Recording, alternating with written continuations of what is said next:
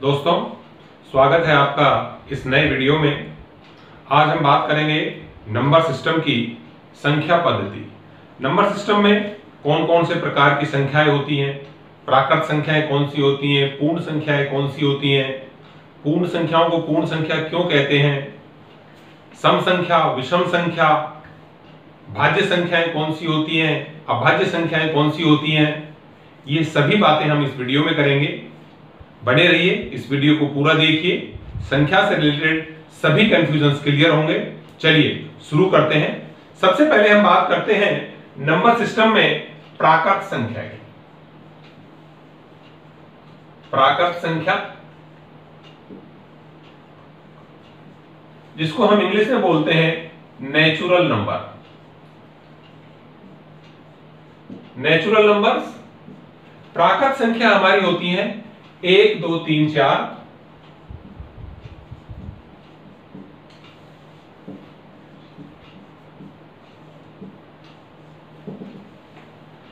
इनको प्राकृत संख्या, नेचुरल का मतलब होता है प्राकृतिक, इसको हम संक्षेप में बोलते हैं प्राकृत संख्या।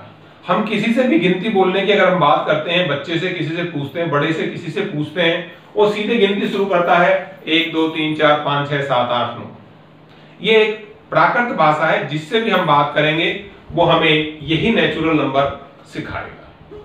9 तक की गिनती लिखने के बाद किसी समय में आवश्यकता महसूस हुई होगी कि 9 के बाद अगली संख्या क्या हो, तब एक नई डिजिट आई, नई संख्या आई 0। 0 को इसके आगे लगाया 0,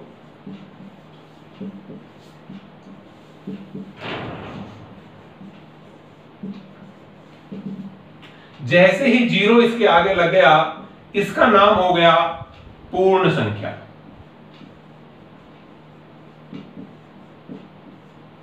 होल नंबर। ये हो गए हमारे पास में होल नंबर्स।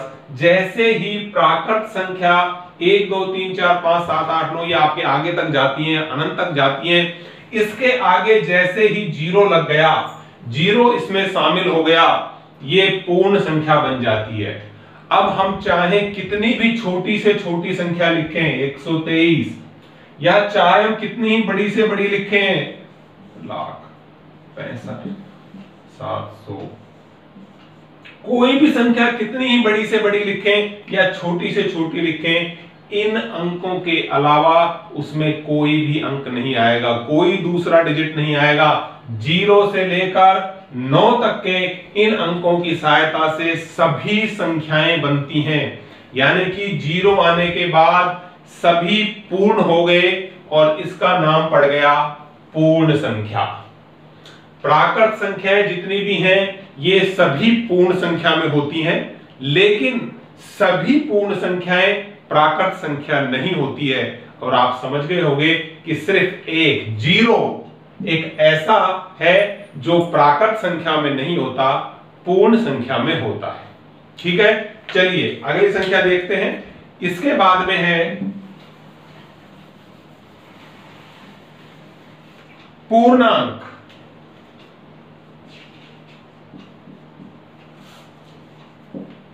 इंग्लिश में इसको बोलते हैं इंटीजर्स।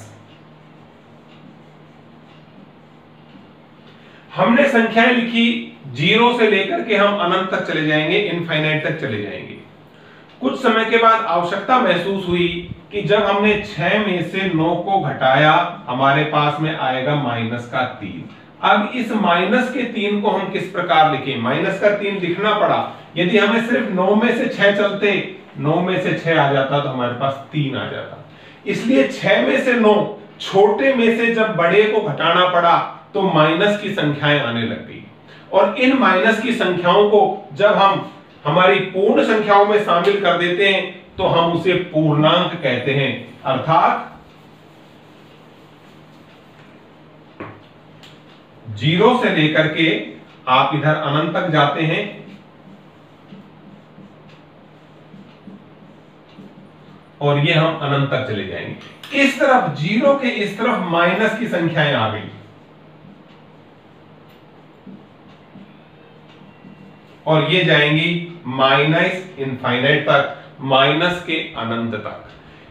इस प्रकार जो ये माइनस की संख्याओं का पूरा संसार इसके साथ जुड़ गया, ये माइनस अनंत से लेकर के और जो प्लस अनंत तक की संख्याएं हो गई, इनको हम कहने लगे पूर्णांक। तीनों में आपने डिफरेंस देख लिया। एक से लेके अनंत तक गए हमारे पास प्राकृत संख्याएं, जैसे ही इसमें जीरो शामिल हुआ हमारी पूर्ण संख्याएं हो गई। अब हम जितनी बड़ी संख्या छोटी संख्या कुछ भी लिखें उसमें 0 से 9 तक के ही अंक आते हैं। आवश्यकता हुई माइनस की संख्याओं को, तो जब ये पूरी माइनस 1 से लेकर के माइनस अनंत तक और 1 से लेके उधर अनंत तक, यानी कि माइनस अनंत से लेकर प्लस अनंत तक की जितनी भी सभी संख्याएं हैं ये आ जाती हैं पूर्णांक में। इनसे मिलकर के बन जाती हैं पूर्णांक संख्याएं। ठीक है दोस्तों, अब इन संख्याओं को भी अलग अलग विभाजित किया गया, अलग अलग परिभाषित किया गया। अब हम उसमें देखते हैं कि इनको किस प्रकार से अलग अलग परिभाषित किया गया। चलिए आगे चलते हैं। दोस्तों, प्राकृत संख्या 1 से लेकर के अनंत तक होती हैं। अब प्राकृत संख्याओं को हम सबसे पहले दो भागों में बांटेंगे, विषम संख्या और सम संख्या। विषम संख्या इंग्लिश में ऑड नंबर्स और सम संख्या इंग्लिश में इसको बोलते हैं इवन नंबर्स। विषम संख्या हमारी होती है 1, 3, 5, 7, 9, 11, 13, 15। सम संख्याएं हमारी होती हैं 2, 4, 6, 8, 10, 12, 14, 16 और अनंत तक। आपको संख्या देख करके ये पता लग गया होगा, सम संख्याएं हमारी वो संख्याएं होती हैं जिसमें पूरा पूरा 2 का भाग चला जाता है, यानी कि वो 2 की गुणज होती हैं। 2 दूनी 4, 2 3 6, 2 चौक 8, 2 Panju 10, 2 छक्की 12, 2 Satti 14, 2 अट्ठी 16 and so on. यानी कि सम संख्याओं में 2 का पूरा पूरा भाग चला जाता है और विषम संख्याएं हमारी वो संख्याएं होती हैं जिसमें 2 का भाग नहीं जाता है। इस प्रकार सरल तरीके से हम हमारी पूरी संख्याओं को 2 भागों में हमने बांट लिया, सम संख्या और विषम संख्या। यानी कि यदि हम बात करें कि 1 से लेकर के 100 के बीच में हमारे पास कितनी सम संख्या होंगी, कितनी विषम संख्या होंगी, तो निश्चित रूप से हमारे पास 50 सम संख्या होंगी और 50 ही हमारे पास विषम संख्या होंगी। 50 सम और 50 विषम संख्याएं मिलकर के हमारे पास कुल 100 संख्याएं 1 से 100 तक होगी। यदि 1 से 1000 तक की बात करेंगे तो उसमें हमारे पास 500 विषम संख्याएं हो जाएंगी और 500 ही हमारे पास सम संख्या हो जाएंगी। तो 2 अलग अलग हमने इसको विभाजित किया। जो संख्याएं 2 से विभाजित हो जाती हैं वो हमारी सम संख्या इवन नंबर, और जो 2 से विभाजित नहीं होती हैं वो हमारी विषम संख्याएं ऑड नंबर्स। ठीक है दोस्तों, सम और विषम संख्या के बाद अब हम बात करते हैं अभाज्य संख्या और भाज्य संख्या। अभाज्य संख्या नाम से ही प्रतीत हो रहा है। अभाज्य संख्याओं को अगर नाम के हिसाब से देखें तो ऐसी संख्याएं जिसमें किसी का भी भाग नहीं जाता है, सिर्फ या तो 1 का भाग जाएगा या फिर उसका स्वयं का भाग जाएगा। जैसे अभाज्य संख्या, प्राकृत संख्याएं हमारी शुरू होती हैं 1 से लेकर के, लेकिन ये जो हमारा 1 है ये स्पेशल नंबर है। इसको हम न तो अभाज्य संख्या में लेंगे और न हम भाज्य संख्या में लेंगे। ऐसा क्यों, अभी आपके पास क्लियर हो जाएगा। देखिए, सबसे पहले हम बात कर लेते हैं फिर 2 की। 2 को अभाज्य संख्या, 3 हमारी अभाज्य संख्या, क्योंकि 2 में सिर्फ या तो 2 का भाग जाएगा या 1 का भाग जाएगा। इसी प्रकार 3 में या तो 1 का भाग जाएगा या 3 का भाग जाएगा, इसके अलावा किसी का भाग नहीं जाएगा। अगली संख्या हमारी 4। 4 की बात करते हैं तो 4 में 2 का भाग चला जाता है, 2 दूनी 4, इसलिए हम 4 को रखेंगे भाज्य संख्या में। 4 के बाद 5, 5 में किसी का भाग नहीं, सिर्फ 1 का और 5 का भाग जाता है। 6 में 2 का भी भाग जाता है, 3 का भी भाग जाता है, 6 होगी हमारी भाज्य संख्या।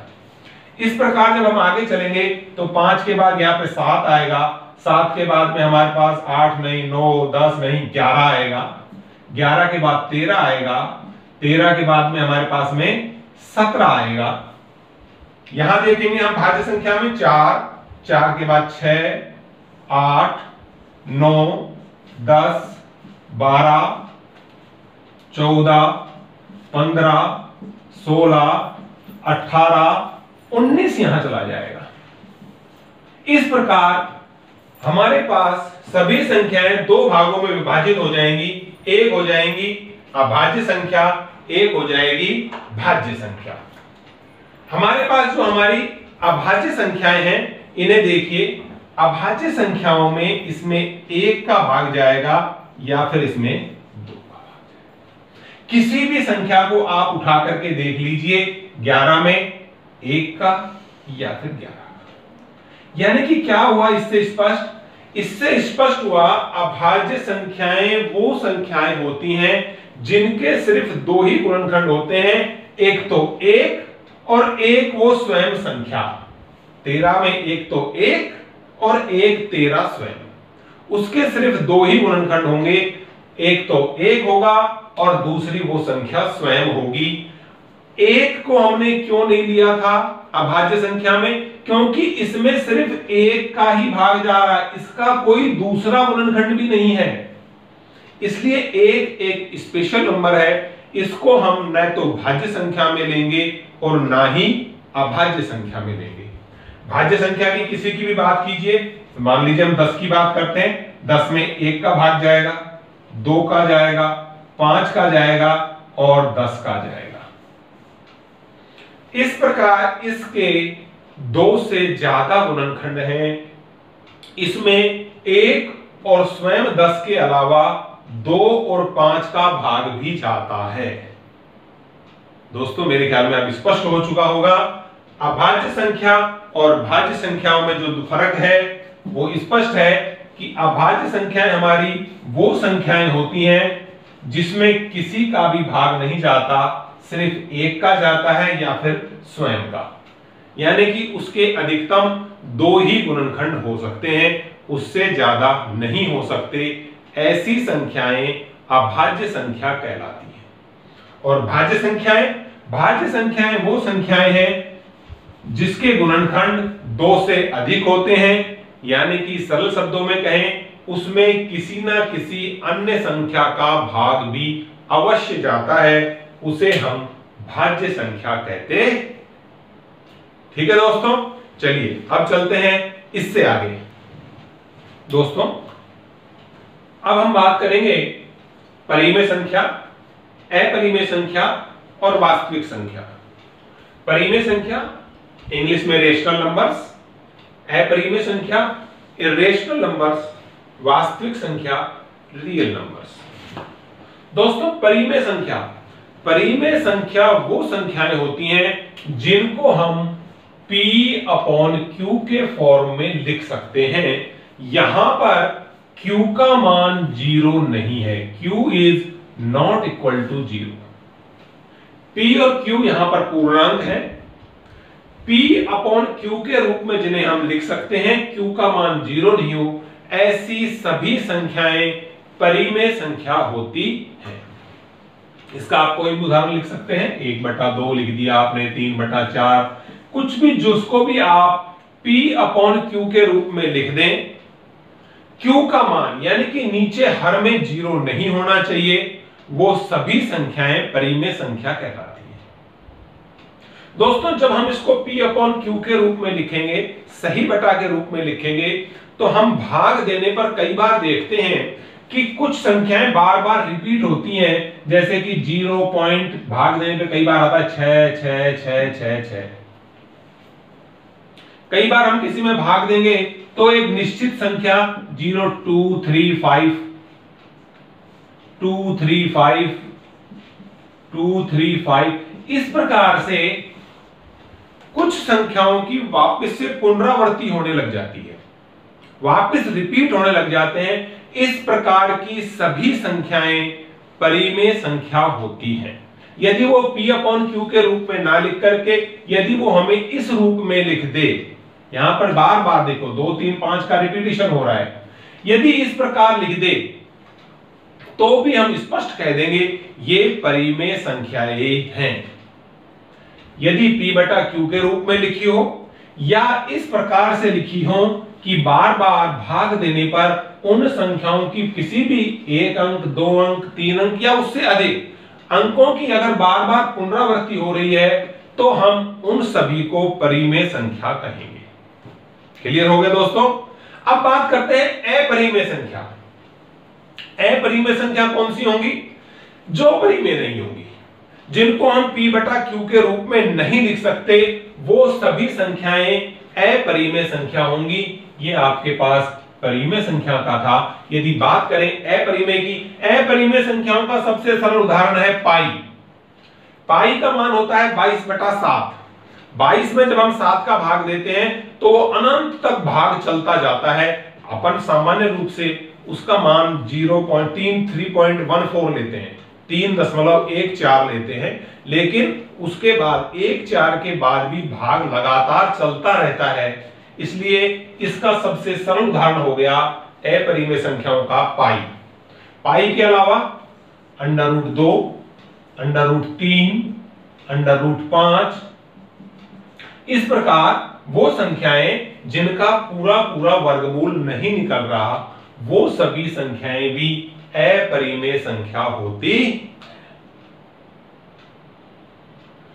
तीसरी बात में हम देखेंगे कि जिस प्रकार इसका नहीं हुआ, पाई का मान जो हमने सीधे लिखा, इस पाई को अपरिमेय लिखने का कारण यह है कि जब हम 22 में 7 का भाग देते हैं तो भागफल अनंत तक चलता जाता है और इस प्रकार जिस प्रकार हमने परिमेय संख्या में बात करी थी, पुनरावृत्ति नहीं होती है और वो चलता रहता है, वो सभी संख्याएं क्या हो जाएंगी? अपरिमेय संख्या हो जाएंगी। ठीक है दोस्तों, दोनों में क्लियर हो जाना चाहिए बिल्कुल। ये परिमेय संख्या जिनको P बटा Q के रूप में लिख लेते हैं और अपरिमेय संख्या जिनको P बटा Q के रूप में नहीं लिखा जा सकता। इसके बाद बात करते हैं हमारी वास्तविक संख्या, रियल नंबर्स। दोस्तों सभी परिमेय संख्याएं यानी कि सभी रेशनल नंबर्स और सभी अपरिमेय संख्याएं, सभी इर्रेशनल नंबर्स, यदि मैं इन दोनों को मिला दूं, परिमेय संख्याओं और अपरिमेय संख्याओं को, जो दोनों का जो हमारा समूह है, दोनों को एक साथ यदि मैं इकट्ठा कर दूं तो ये बन जाती है हमारी वास्तविक संख्याएं। परिमेय संख्याओं और अपरिमेय संख्याओं के समूह को ही वास्तविक संख्या, रियल नंबर्स कहते हैं। ठीक है दोस्तों, अभी हमने इस वीडियो में सम संख्या, विषम, भाज्य, अभाज्य, परिमेय संख्या और अपरिमेय संख्या सभी के बारे में हमने देखा। दोस्तों सभी इसी विषय पर आप पूरे देखिए, इसको समझने का प्रयास कीजिए। अगले वीडियो में फिर मिलते हैं, तब तक बहुत बहुत धन्यवाद।